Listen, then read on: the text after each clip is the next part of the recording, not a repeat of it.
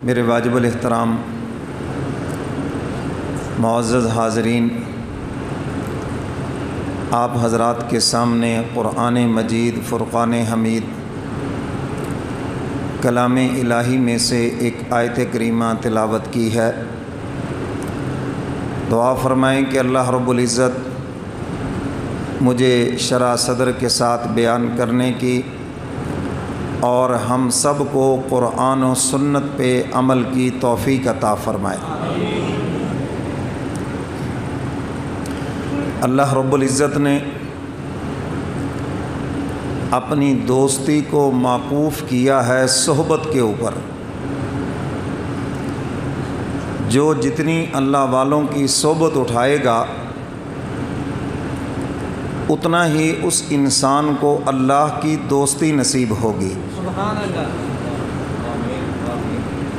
اور یہ طریقہ روز اول سے ہے۔ حضرات صحابہ کرام کو جو مقام ملا ہے وہ حضور علیہ الصلاۃ والسلام کی صحبت سے ملا ہے۔ جس صحابی نے جتنی صحبت اٹھائی، جتنا حضور کے قریب ہوا، اتنا ہی اس کو اونچا مقام مل گیا۔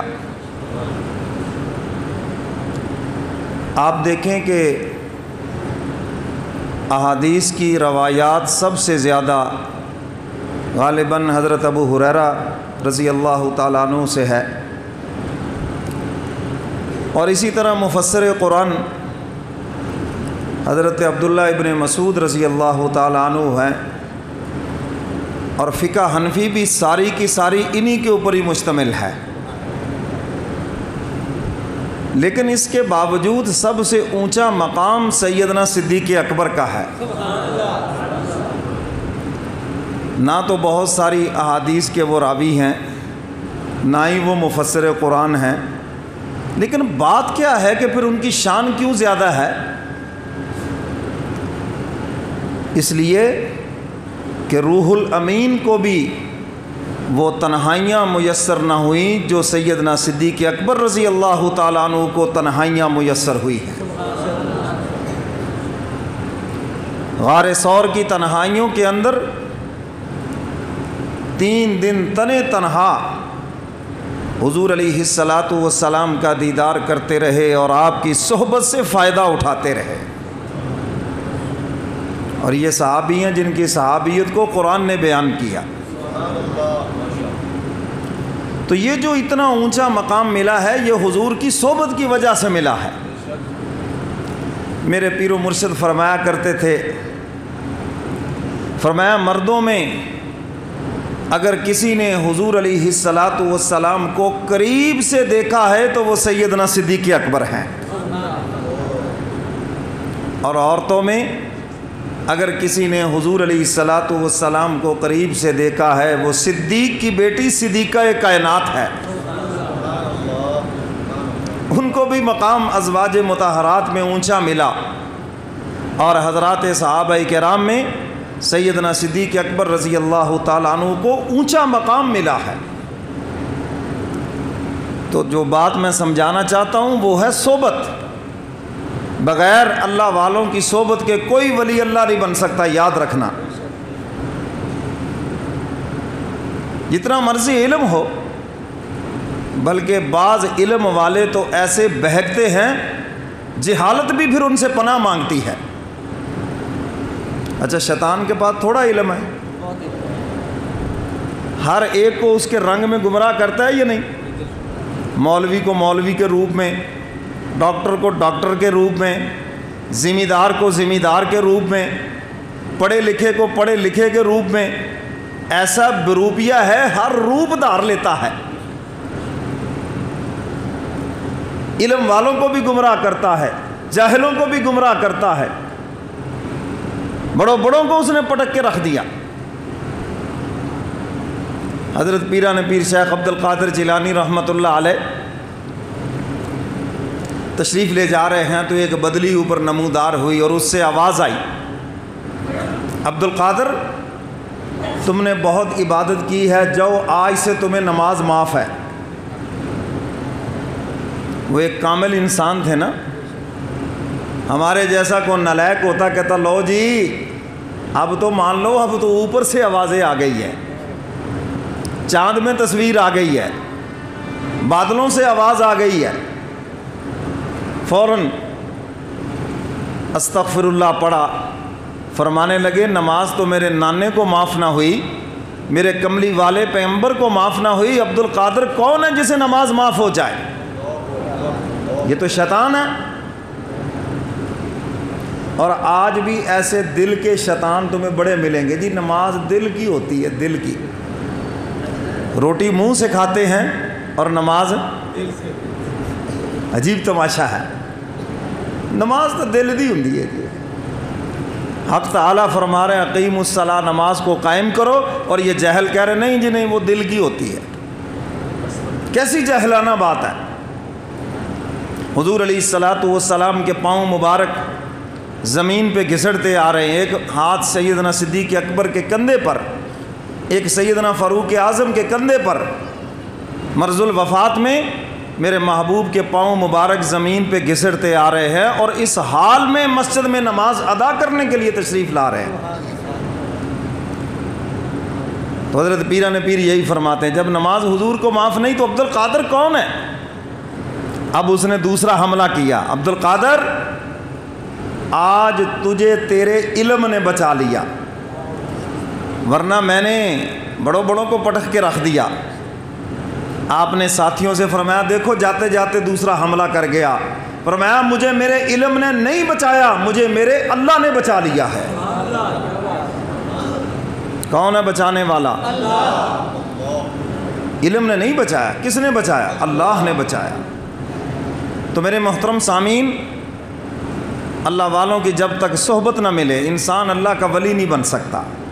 نمازی بن جائے گا، حاجی بن جائے گا اور بڑی باتیں کر جائے گا، لیکن جو اللہ کی دوستی کا تاج ہے یہ اس وقت تک اس کے سر پر نہیں سجے گا جب تک وہ کسی اللہ والے کی جا کے جوتیاں نہیں اٹھائے گا۔ اچھا یار، ہمارے ہاں یہ دنیا کے اعتبار سے آپ دیکھیں، ایک ڈاکٹر جب ڈاکٹری پڑھ لیتا ہے تو پہلے دن ہی وہ کلینک کھول کے بیٹھ جاتا ہے، کسی سینئر ڈاکٹر کے ناز نخرے اٹھائے گا، اس کا اسٹیتھوسکوپ اٹھا کے ساتھ ساتھ چلے گا۔ آپ جا کے دیکھیں پروفیسروں کو، ان کے ساتھ 10 ڈاکٹر ہوں گے، نوجوان لڑکے لڑکیاں ہاؤس جاب کر رہے ہیں۔ یہ کون ہے جی؟ یہ ڈاکٹری کا علم پڑھ کے آ گئے ہیں، اب یہ پریکٹیکل سیکھ رہے ہیں اس سے، پھر اس کے بعد جا کر یہ عوام کی خدمت کریں گے، پھر اس کے بعد جا کر نوکری کریں گے، جو بھی کریں۔ تو ایک ڈاکٹر پہلے دن آ کر کلینک نہیں کھولتا۔ اچھا، ایک وکیل جب پڑھ کے آتا ہے تو پڑھنے کے بعد کیا پہلے دن وہ چیمبر کھول لیتا ہے؟ کسی سینئر وکیل کے تحت اور اس کی فائلیں اٹھا کر اس کے ناز نخرے اٹھائے گا۔ جاؤ جا کر دیکھو وکلاء کو کتنے جونیئر 7 5 5 6 6، کوئی اس کی فائل پکڑے ہوئے، کوئی اس کے لیے پانی کی بوتل پکڑے ہوئے، کوئی اس کے آگے کوئی اس کے پیچھے۔ بھئی اس کے ناز نخرے کیوں اٹھا رہے ہو؟ علم تو وہ ہے جو تم پڑھ کے آ گئے ہو، جو علم اس نے پڑھا وہ بھی تم نے پڑھ لیا ہے، تو اب اس کے ناز نخرے کیوں اٹھا رہے ہو؟ وہ کہتے ہیں ہمارے پاس علم تو ہے مگر تجربہ نہیں ہے، پریکٹیکل نہیں ہے، اس لیے ہم اس کی جوتیاں اٹھا رہے ہیں۔ حضرات علماء کرام، تمہیں کیا ہو گیا کہ ابھی تم دورہ حدیث بھی نہیں کرتے اور فون کر رہے ہوتے ہیں جی میرے لیے کوئی امامت ڈھونڈ کے رکھنا؟ کیوں جی ایسے ہے یہ نہیں؟ حضرات حفاظ کرام، آپ کے علم میں کیسے برکت آئے گی؟ آپ تو کسی صحبت میں 4 دن بیٹھے ہی نہیں۔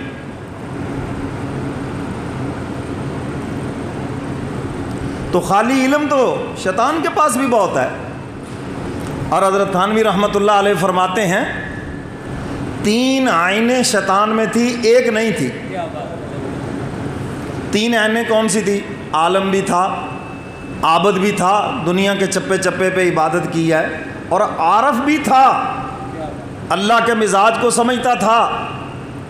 حق تعالیٰ نے جب فرمایا میرے دربار سے نکل جاؤ پتہ ہے کہ اگرچہ اللہ میاں ناراض ہیں، غصے میں ہیں، لیکن اگر مانگو تو انکار نہیں کریں گے، پھر بھی عطا کر دیں گے۔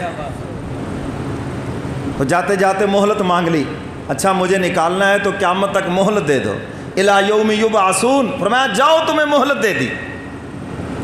تو حضرت تھانوی فرماتے 3 عینیں اس میں تھی اور ایک نہیں تھی، عاشق، اللہ کا عاشق نہیں تھا۔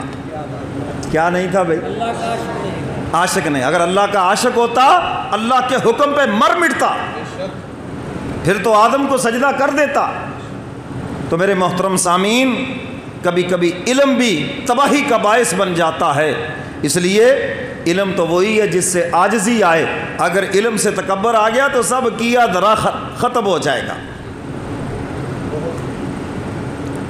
حضرت مولانا اشرف علی تھانوی رحمۃ اللہ علیہ کتنی کتابوں کے مصنف ہیں، بعضوں نے لکھا جی 1500 کتاب، بعضوں نے 2700، بعضوں نے 1000، چلو ہم کہتے سینکڑوں کتابوں کے مصنف ہیں۔ ان کو بھی مرشد کی ضرورت پڑی یا نہ پڑی؟ بولو بھائی، آپ جتنے مرضی عالم ہو جائیں، حضرت تھانوی کے علم کے برابر آپ کا علم ہے؟ لکھی ہیں آپ نے اتنی کتابیں؟ کچھ بھی نہیں ہے۔ تو اگر ان کو مرشد کی ضرورت ہے تو کیا آج کے علماء کو ضرورت نہیں؟ بولو بھائی، ضرورت ہے نا۔ اور حضرت تھانوی رحمۃ اللہ علیہ ہندوستان سے سفر کر کے اپنے پیر و مرشد کے پاس حضرت حاجی امداد اللہ مہاجر مکی رحمۃ اللہ علیہ کے پاس پہنچے اور 6 ماہ تک اپنے پیر کے پاس رہے۔ سبحان اللہ۔ کتنا ٹائم جی؟ 6 ماہ۔ 6 ماہ۔ آج تو آتے بھی بڑی مشکل سے ہیں اور اوپر سے جلدی بھی بڑی ہے، بڑی جلدی ہے جی، پروگرام بڑا لمبا ہو گیا جی، ہے بڑی جلدی ہے۔ کوئی مہینے کے بعد آئے ہیں، 1 گھنٹہ بھی پیر کو نہیں دے سکتے۔ اور جو مقامی ہیں وہ جمعہ کے دن مغرب تا عشاء 1-1.25 گھنٹہ ہے، وہ بھی ان کے پاس نہیں ہے، تو ایسے مریدوں کے اوپر خاک رنگ چڑھے گا؟ اور میں تو کہتا ہوں یہ مرید تھوڑی ہیں، یہ تو میرے پیر ہیں۔ کیوں بھائی؟ جو اپنی من مانی کرے وہ تو پیر ہوتا ہے، مرید تو وہ ہوتا ہے۔ حضرت تھانوی رحمۃ اللہ علیہ سے ایک صاحب بیعت ہونے آئے، حضرت نے پوچھا بیعت ہو گئے کیا کرو گے؟ کہنے لگا حضرت بیعت ہو گئے وہ کروں گا جو آپ کہیں گے۔ فرمایا دیکھو اس کا فہم ٹھیک ہے، فوراً اس کو مرید کر لیا۔ تو اگر مرید ہو کر بھی وہی کرنا ہے جو آپ کی مرضی ہے تو پھر پیر بنانے کا کیا فائدہ ہے؟ پھر تو آپ خود ہی پیر ہیں۔ تو حضرت تھانوی رحمۃ اللہ علیہ ایک غیر مقلد حضرت کو خط لکھتا تھا، خط میں مناظرہ کرتا تھا، تو اس نے ایک بڑی عجیب بات لکھی۔ اس نے کہا مجھے ایک بات کی بڑی حیرانگی ہے، آپ کے پاس اتنا علم ہے اور علم ہونے کے باوجود آپ مقلد ہیں امام اعظم ابو حنیفہ رحمۃ اللہ علیہ کے اور مرید ہیں حاجی امداد اللہ مہاجر مکی کے، اتنا علم ہونے کے بعد آپ مقلد کیوں ہیں اور مرید کیوں ہیں؟ حضرت نے پتہ کیا جواب لکھا؟ مجھے بھی بڑا تعجب ہے کہ تیرے پاس علم بھی کوئی نہیں، جہل بھی تو پرلے درجے کا ہے، اور اوپر سے تو مقلد بھی نہیں ہے اور کسی کا مرید بھی نہیں ہے۔ جہل بھی پرلے درجے کا ہے۔ اگر تو میرے علم کا معترف ہے، میں تیری جہالت کا معترف ہو گیا۔ تو پھر بھی قرآن پاک میں تو حکم ہے فَاسْأَلُوا أَهْلَ الذِّكْرِ إِن كُنتُمْ لَا تَعْلَمُونَ، اگر تم نہیں جانتے تو اہل علم سے پوچھو، جب تمہیں آتا ہی نہیں تو کسی اہل علم کا دامن پکڑ لو۔ اور یہ بھی آپ کو واضح کر دوں، اہل سنت